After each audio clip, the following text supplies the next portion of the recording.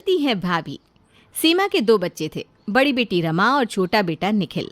रमा की शादी हो चुकी थी और वो अपने ससुराल में बड़ी खुश थी। निखिल का गृहस्थ जीवन भी पहले तो ठीक चल रहा था, पर जब से नंदिनी को बेटी हुई थी उसके बाद से चीज़ें बदलने लगी थी। निखिल की पत्नी नंदिनी को ऐसा लगता था कि सभी उसकी ननद की बेटी रिंकी को ज़्यादा प्यार करते हैं और उसकी बेटी को कम। इसके कारण अपनी ननद को देखते ही उसके चेहरे का रंग उड़ जाता था। एक रोज़ जब सभी हॉल में बैठकर गप्पा लगा रहे थे तो दरवाजे से भागती हुई सोनी घर के हॉल में आकर कहती है, बुआ आ गई, बुआ आ गई। और पीछे पीछे रमा अपनी बेटी रिंकी के साथ अपने घर आती है। अरे बेटी, जवाई जी कहाँ है? उन्हें लेकर नहीं आई तो?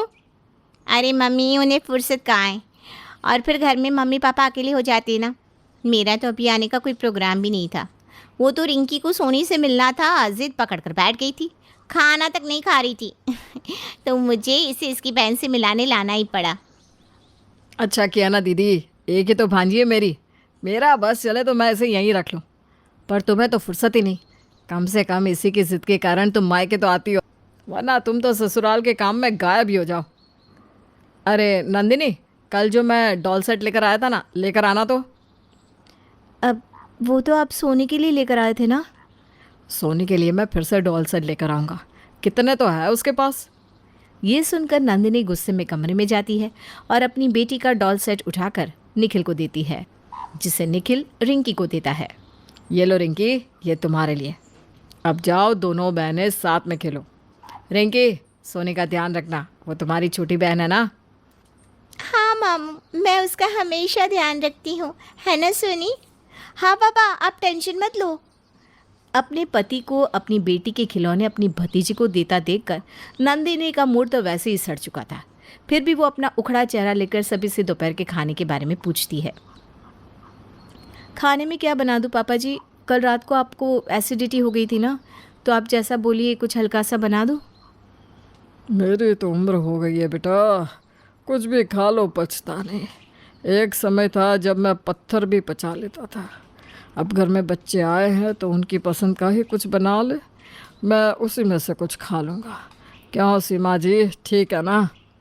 यह पहली बार सही बात बोली आपने। हाँ बेटा, एक काम कर, तू गोभी के पराठे का मसाला तैयार कर दे। आज मैं मेरी नातिन के लिए गोभी के पराठे बनाऊंगी। रिंकी को मेरे हाथ के गोभी के पराठे बहुत पसंद है। आज तक मेरे सामने तो मम्मी जी कभी किचन में घुसी नहीं, ना ही कभी सोनी की पसंद का खाना बनाने के लिए कहा। और आज अपनी नातिन के आ गई है, उसकी पसंद का खाना खुद बनाएंगी। अब घुटने नहीं दुखेंगे। पर मम्मी जी, गोभी के पराठे से ना सोनी के पेट में दर्द हो जाता है, उसकी तबीयत खराब हो जाती है। तो उसके लिए तो सादे पराठे बना देना। अच्छा दीदी बताओ, हमारी रिंकी इस बार फिर से फर्स्ट आई है ना? वो तो बस यहाँ आकर ही ये खेल खेलती है, वरना हमारे यहाँ तो दिन भर किताब लेकर बैठी रहती है। इस उम्र में थोड़ा खेलना भी सही है, पर इसे किताबों से ही ज़्यादा प्यार है। देख रही हो नंदिनी, हमें अपनी सोनी को भी ऐसा ही बनाना है, बिल्कुल होनहार। ये सुनते ही नंदिनी गुस्से में सीधा रसोई में चली जाती है। 2 मिनट हुए नहीं रमा दीदी को आए हुए और सब कोई उन्हीं के आगे पीछे घूम रहा है। इसी तरह रात हो जाती है। रिंकी चलो, अब मामू मामी को बाय बोलो, कल स्कूल जाना है ना। तभी रमा के फ़ोन में स्कूल के ग्रुप में मैसेज आता है कि कल से 1 हफ्ते के लिए स्कूल बंद है। मम्मा, कोई हड़बड़ी नहीं है, कल से स्कूल 1 हफ्ते के लिए बंद है। अब मैं आराम से नानी घर में रह सकती हूँ। ये सुनते ही नंदिनी का सर चकरा जाता है। जो कुछ घंटे के लिए भी अपनी ननद और उसके बच्चे को बर्दाश्त नहीं कर पा रही थी, अब उसे पूरे 1 हफ्ते के लिए उसे बर्दाश्त करना था। रात को जब नंदिनी अपने कमरे में सो रही थी तो वहाँ रिंकी आ जाती है। रिंकी मामू के पास सोएगी। अल्लाह मेरा बच्चा, आजा आजा। चुप, जाओ बाहर, अपनी मम्मा के साथ सो जाओ। समझ में नहीं आता तुम्हें? इतनी बड़ी हो गई हो, ये कोई वक्त है किसी के कमरे में जाने का? नंदिनी की बात सुनकर रिंकी रोती रोती अपने कमरे में चली जाती है और अपनी माँ को इस बारे में बताती है। पर भाभी ने इसे डांटा क्यों? नहीं रोते बेटा, हो सकता है मामी जी की तबीयत खराब हो। आओ, आप मेरे पास सो जाओ, आओ बेटा। रमा को ये इत्तेफाक लगा। उसने ऐसा सोचा भी नहीं था कि नंदिनी उसकी और उसकी बेटी के लिए अपने मन में इतनी नफरत पाले बैठी होगी। अगली ही सुबह से नंदिनी के बर्ताव में ऐसा बदलाव आता है जो किसी ने सोचा ना था। सोनी चलो उठो, स्कूल नहीं जाना तुम्हें। रिंकी के स्कूल की छुट्टी है, तुम्हारी नहीं। आज तुम स्कूल नहीं जाओगी, मार्क्स नहीं लाओगी तो यही घर वाले तुम्हें 10 बात सुनाएंगे और तुम्हारी कंपैरिजन रिंकी से करेंगे। यही चाहती हो क्या तुम? बच्चे को ये सब क्या समझा रही हो बहू? और एक दिन हमारी सोनी स्कूल नहीं जाएगी तो क्या हो जाएगा? अब ये रिंकी की तरह स्मार्ट तो है नहीं पापा जी, इसे स्कूल जाना ज़रूरी है। आज तो ये बच्ची है, पर कल जब ये देखेगी कि सब रिंकी की वाह वाही करते हैं तो उस पर क्या बीतेगी। उम्र में तो ये रिंकी से भी छोटी है, पर किसी को उसकी फिक्र नहीं। पर तू चिंता ना कर सोनी, तेरे साथ तेरी माँ है ना। तुम्हारा बाप तो किसी का मामा बन बैठा है। बच्चों के सामने तुम ये सब क्या बोल रही हो नंदिनी? समझ भी रही हो इन बच्चों पर इन बातों का क्या असर पड़ेगा? नंदिनी अब पूरी तरह से भर चुकी थी और वो हर वक्त बस फटती ही जाती है। शाम को जब दोनों बच्चे खेल रहे थे, सोनी को चोट लग जाती है। आ मम्मा।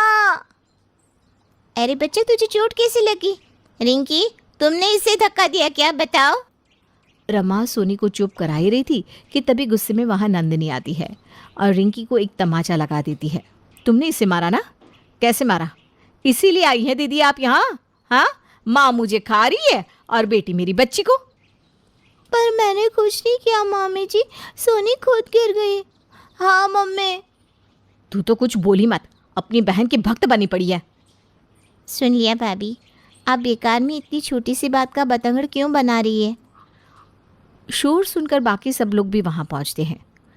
ये सब क्या हरकत है बहू? ये रमा का घर भी है, क्या वो अब यहाँ आएगी भी नहीं? तो रखिए ना इन्हें यहाँ। जब तक दीदी इस घर में है, मैं और मेरी बेटी मायके जा रहे हैं। आपको कहीं जाने की ज़रूरत नहीं है भाभी।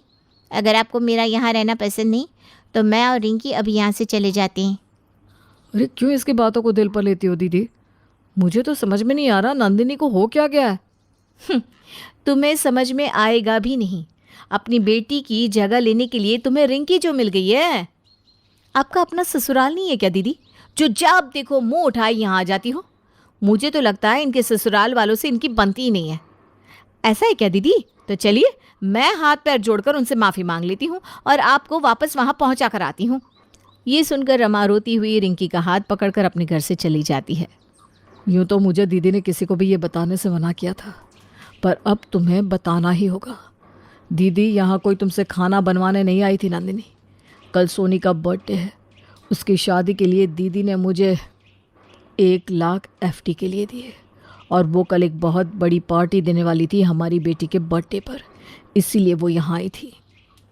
नहीं, आप झूठ बोल रहे हैं। विश्वास नहीं होता तो जाकर अपने कमरे की अलमारी का लॉकर खोल कर देखो। इस बारे में उसने मम्मी पापा को भी कुछ नहीं बताया। और तुमने उन्हें क्या दिया? जिल्लत। ये सुनते ही नंदिनी के पैरों तले ज़मीन खिसक जाती है। वो जिसे अपना दुश्मन समझ रही थी, असल में वही उसकी सबसे बड़ी मददगार थी। मुझसे बहुत बड़ी गलती होगी निखिल जी, दीदी को वापस बुला लीजिए, उनका मन खट्टा हो गया होगा।